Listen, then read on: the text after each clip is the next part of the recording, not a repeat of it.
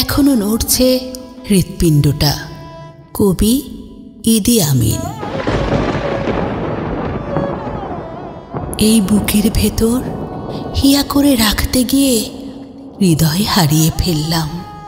হৃৎপিণ্ডটা ছিঁড়ে পড়ে গেছে পৃথিবীর মৃত্তিকার উপর, চুপসে যাওয়ার জন্য, থেমে যাবার জন্য। কি রক্তাক্ত, এখনো নড়ছে। এই বুকে ফিরে আসার জন্য, বুকের ভেতরে বাম পাশে প্রতিস্থাপন হওয়ার জন্য এখনো লড়ছে।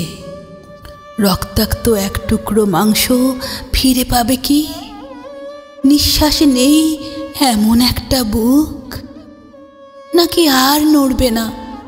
বুকের ভেতর বাম পাশে নাকি প্রতিস্থাপন হবে না আর? বুকের ভেতর উচ্চারণ হবে না কখনো স্পন্দন?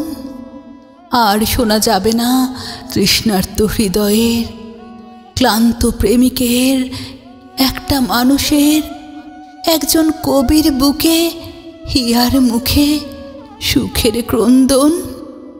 চেয়ে দেখো, রক্তগুলো কাঁপছে, এখনো নড়ছে হৃৎপিণ্ডটা।